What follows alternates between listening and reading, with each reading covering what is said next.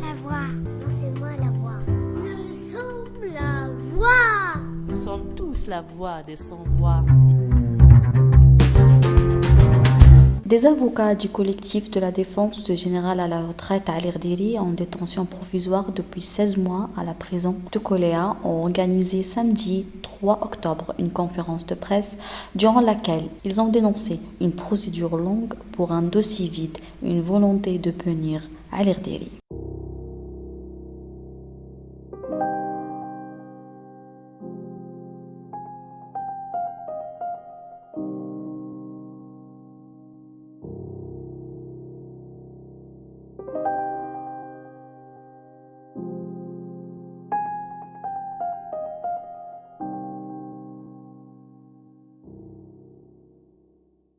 Tout d'abord, salam alaikum, bonjour tout le monde. Merci à la presse d'être venue parmi nous. Merci de répondre à nos sollicitations. On a eu du mal à contacter la majorité de la presse, mais je vois que tout le monde est là, donc je vous remercie tous. Je remercie aussi les soutiens de M. Ali Rdiri qui sont venus d'un peu partout, de l'Est du pays, de l'Ouest. Il y en a même ceux qui sont venus de Biskra, de Béchar et tout ça. Je les remercie beaucoup. Et sans oublier, bien entendu, la famille qui sont parmi nous. Nous allons commencer tout d'abord par vous présenter le collectif d'avocats qui défend M. Ali Rdiri depuis le début de l'affaire, c'est-à-dire depuis le 13 juin 2019, depuis qu'il est emprisonné. Donc nous allons mettre pour Khalid Bouraïdou. À ma droite, Parti Al-Misha, c'est bien ça. Alias Interi, Oustad Chadri, ou l'Oustad Haddad. Ils font partie donc du collectif d'avocats. Il y en a d'autres encore qui ne sont pas là, que nous remercions et que nous n'avons pas oublié. Donc on remercie tout le collectif des avocats. Donc ça va se passer de la façon suivante. M. Ali Rdiri, du fond de sa cellule, nous a écrit une lettre. On va vous la lire en arabe et en français. Du fond de ma cellule, de l'envie d'être parmi vous, de pouvoir devant moi pour vous exprimer toute ma gratitude et vous dire de vive voix, merci pour tout ce que vous faites, non sans risque. Pour moi, quoi qu'il soit, sachez que mes convictions ne font que se raffermir pour mener encore le combat contre un système qui a mené le pays à l'impasse. Ce combat vaut tous les sacrifices. Néanmoins, nous ne sommes pas sans observer que chaque jour qui passe met un peu plus à nu ce funeste système. Il en révèle les travers qui ont fait perdre à l'Algérie du temps et de l'argent. Il fallait toute une révolution, et elle a eu lieu en ce mémorable 22 février 2019. Il est vrai que notre peuple saurait en aucune manière abdiquer. Son histoire le prouve. Un peuple de khayr, de mouvement, est un peuple de tempête. Il a toujours bouleversé l'ordre établi. Nos grands-parents ont combattu le colonialisme et ont brisé leur chaîne un certain 1er novembre 1954. À son tour, la génération post-indépendance a ébranlé le système un certain 22 février 2019. Ce système qui a perverti nos valeurs nationales et s'est accaparé de notre histoire, mais aussi de notre identité, de nos richesses, de notre religion et de notre foi. Il avait fait de la fraude électorale un sacerdoce. Ce système politique qui a mis notre pays à genoux est bel et bien mort.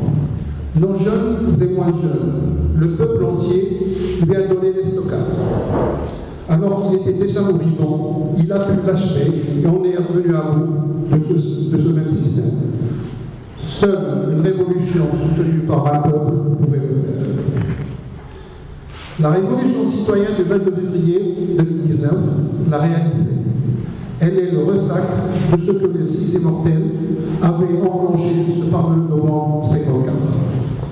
Ils ont libéré le pays. Leurs enfants et petits-enfants ont enclenché le processus irréversible de la réelle démocratisation. Aussi, de mon point de vue, le Hirak citoyen, le Hirak révolution citoyenne pacifiste, pour laquelle l'Algérien entame l'édification de son droit citoyen, qui fera de lui un acteur de premier ordre dans le fonctionnement du pays, et ce, à travers des institutions démocratiquement élues. Le combat démocratique est par nature rude et lent. Il faut l'engager et le gagner. Il est rude car le système résistera. Il fera tout pour entraver la démocratisation et le développement du pays. Parce qu'il répugne à la transparence et à l'effort. Je vous en parle parce qu'on est à la veille d'une échéance électorale importante. Comme toute constitution, elle ne saurait être parfaite. Néanmoins, nous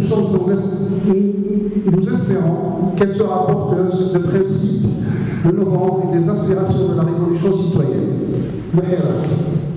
Cet espoir et ces promesses ne pourraient se concrétiser qu'à travers l'émergence d'un renouveau démocratique, d'une réflexion, d'une concertation qui serait fidèle aux aspirations portées par la révolution du 22 février 2019. Ne laissons pas les nostalgiques de l'ancien système, les opportunistes de tous bords, contre la place de ceux qui ont à cœur de voir l'Algérie fonctionner autrement. Ne laissons pas l'Algérie sombrer dans l'anarchie. Seuls les survivants de l'ancien système en profiteraient. Ils sont nombreux et ils sont parmi nous. Ce sont eux qui sont à l'origine de mon confinement politique depuis 16 mois. Et ce sont toujours eux qui œuvrent dans l'ombre qui reste. Sachez enfin, mes frères et sœurs, que quoi qu'ils fassent, ils ne nous feront pas fléchir. Ils ne nous feront pas baisser les bras. L'histoire retiendra que le peuple algérien a entamé un projet pour l'avenir. L'Algérie vaincra. Voilà. Donc ça, c'était la lettre qui nous a été transmise par M. Elkderi, que je tenais à vous lire, et dans laquelle il disait un peu tout ce qu'il pensait de la révolution de Hirak et tout ce qui se passe. Plutôt, mesdames, messieurs les journalistes, vous pouvez éventuellement commencer. Allez-y. Monsieur Elkderi est en détention provisoire depuis 16 mois. Tout à fait. Est-ce que vous pouvez nous donner exactement l'intitulé des chefs d'inculpation qui pèsent sur J'ai rejoint le collectif d'avocats de M. Elkderi il y a un peu plus d'1 mois et j'ai découvert en fait que, comme tous les détenus qu'on a défendus depuis l'année dernière, il n'y avait absolument rien. Ce qui reste dans le dossier Elkderi, comme vous l'a dit Maître Bourayou, c'est le message bima'nawiyat al-Jaysh, atteinte au moral des troupes. C'était une accusation qui a été aussi opposée à beaucoup d'autres détenus, dont Bourga'a. Et quand on pense qu'une armée comme celle de l'Algérie peut être atteinte au moral par un vieillard de 86 ans qui a participé à libérer l'Algérie, ou là par un ancien général-major dont 2 enfants sur 3 sont officiers et 3 frères sur 5 sont officiers. Donc c'est qui les troupes? Je suis désolée Madame Elkderi, vous ne vouliez pas que j'en parle, mais c'est une question de... Je ne peux pas m'empêcher de dire ça. La première des choses, quand j'ai eu à discuter avec M. Elkderi, c'est ça. Il m'a dit, sur mes 3 enfants, j'en ai 2 qui sont officiers, et sur 5, une fratrie de 5, nous sommes 3 officiers. Alors quelle troupe va-t-il attaquer? Lui-même est une troupe avec sa famille. Donc, et il dit d'ailleurs il dit, j'ai donné dans un autre document, il dit j'ai servi ce pays avec toute... et j'ai fait mieux parce que j'ai poussé mes enfants à servir ce pays dans la même institution. L'institution militaire qui pour moi est une institution de souveraineté. Elle n'appartient pas à une personne. Donc, s'il y avait réellement une justice objective qui applique le droit, la libération de Elkderi n'a pas besoin de défense. les faits de Massadé, c'était politique. Quel crime a connu Massadé? Le seul crime peut-être, le fait qu'il s'est porté candidat à la présidence. Le fait qu'il voulait faire de la politique. Le fait qu'il est en prison, c'est une injustice. Il faut que cette injustice soit réparée. En attendant, je pense que, comme disait Maître Bourayou, le dossier de M. Elkderi est clair. Donc, pour reprendre un peu ce que disait le monsieur de l'AFP, initialement, il était accusé de 2 accusations. Donc, la première, c'était d'avoir porté atteinte au au moral de l'armée. Et la seconde, c'est d'avoir participé à donner des informations à des tiers ayant porté atteinte à l'économie nationale. Voilà. Donc c'était les deux accusations initiales. La première, celle de conspiration entre parenthèses, elle a été retirée par la chambre d'accusation. Il reste celle d'avoir porté atteinte à l'armée. Ce que je voudrais dire par rapport à cette accusation, elle n'est pas exclusive à M. El Erderi. Elle a été un peu distribuée à tout le monde. C'est une accusation un peu fourre-tout. Et là, on fait passer tout ce qu'on veut là-dedans. Donc, je cite, comme l'a cité M. Misha, partie Bourga'a, Belhadid, pas mal de gens, Sami, même les civils. Donc, beaucoup de gens ont écopé de ça. À la seule différence près, que tous ces gens-là qui ont été accusés de cette accusation donc d'avoir porté atteinte à l'armée, ce qu'ils ont eu cette accusation en étant qualifiés de délit. La seule personne qui a, mais Maître Michel va nous expliquer pourquoi, la seule personne qui a eu ça en tant que crime, sous la bannière de crime, c'est M. El Erderi. Donc il y a du 2 poids 2 mesures, on le voit, c'est clair, c'est net, il n'y a aucun laïus là-dessus. Et deuxièmement, ce crime-là, il n'a aucun fondement. Selon les avocats qui sont là, qui vous disent que le dossier est entièrement et totalement vide.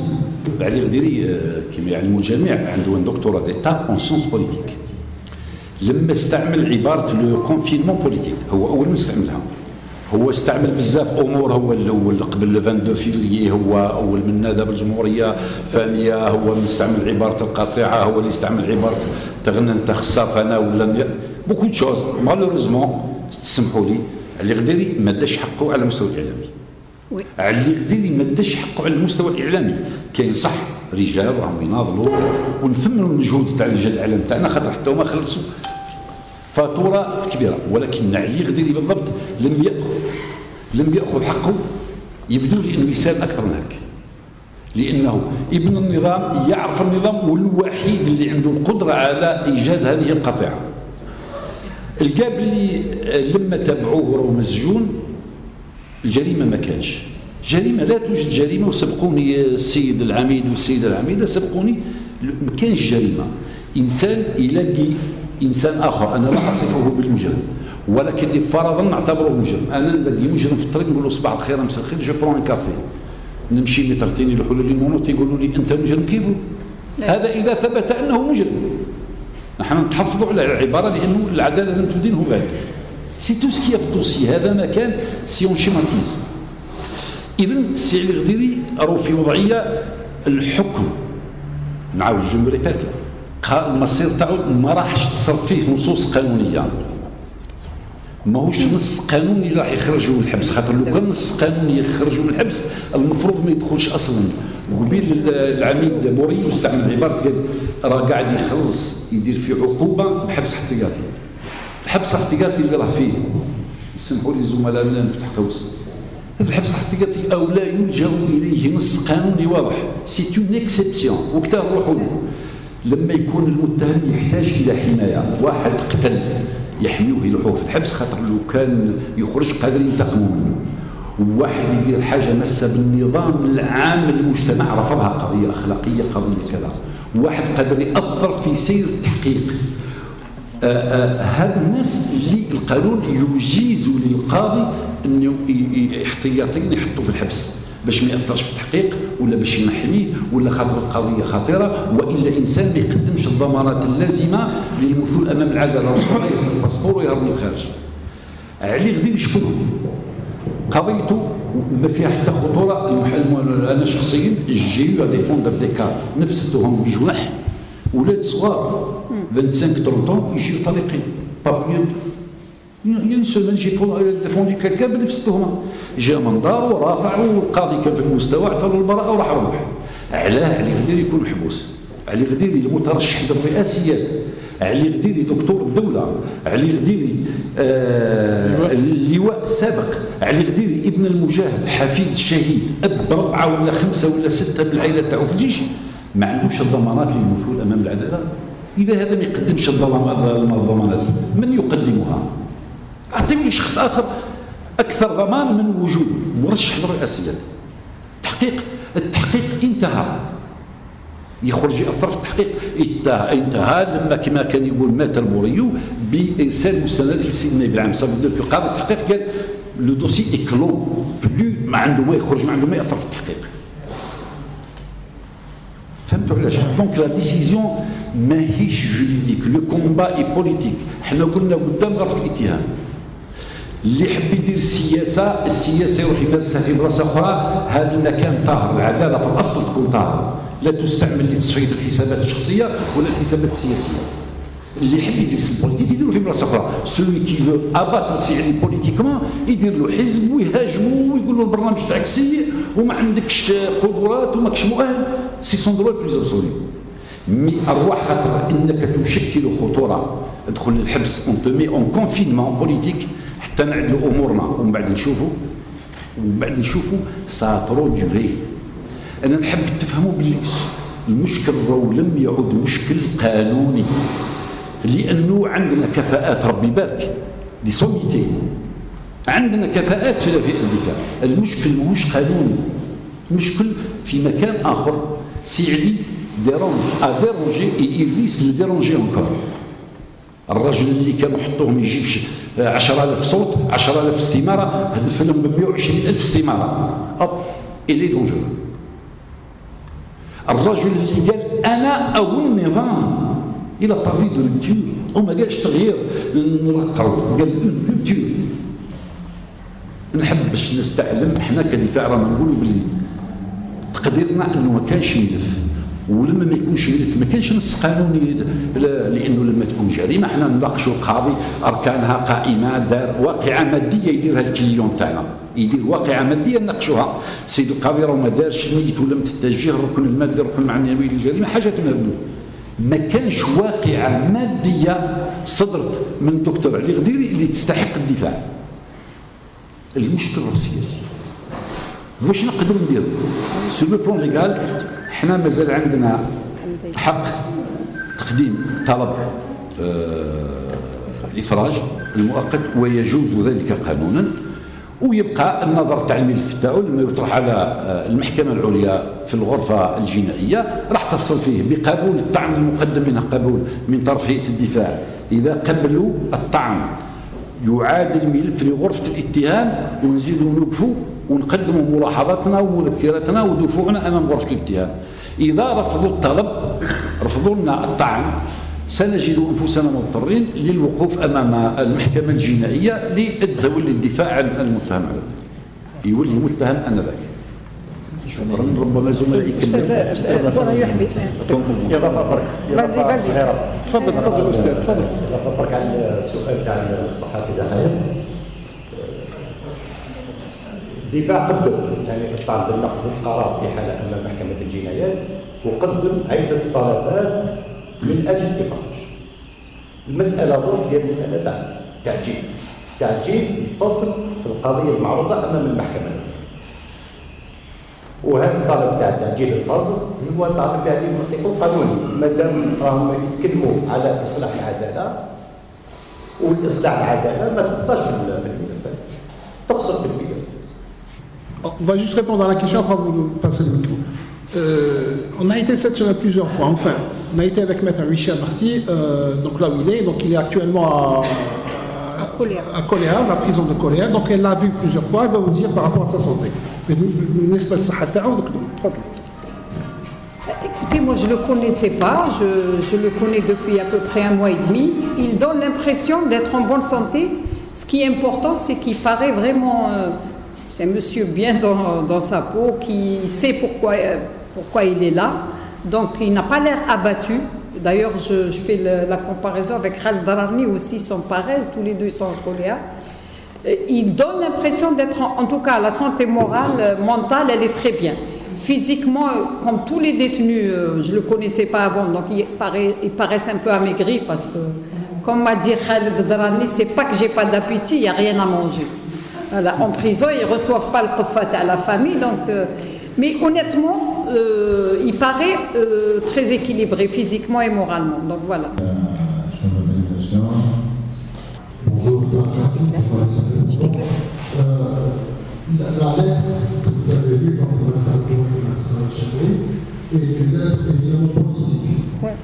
Il y a un passage important où on dit que l'échéance du 1er novembre est une échéance cruciale. Oui. Oui. Ça veut dire quoi exactement? Est-ce que c'est une forme d'appel de soutien à voter pour le référendum? Nullement. Non, Nullement. Même pas, on ne peut pas répondre Nullement. à cette. Non, non, je vais vous relire le passage et vous allez voir. Non, non, c'est dans sa globalité. Attendez, peut-être. أعطي الأستاذ Moi, je pense qu'il faut le mettre ça dans une problématique. LRDD a dit je continue mon combat. Le fait qu'il continue son combat de la prison, il est bien normal qu'il se prononce sur des échéances importantes ou sur des éléments des fouilles. Ils se sont toujours comme un militant pour des idées, pour ses idées, pour sa vision du monde, pour sa vision d'Algérie. Et je ne pourrais pas imaginer Algérie dans une prison en train d'attendre son sort. Il s'exprime et pour ça que nous sommes là. Et je voudrais peut-être dire deux choses. Ce n'est pas nous qui politisons le problème, c'est la justice qui politise.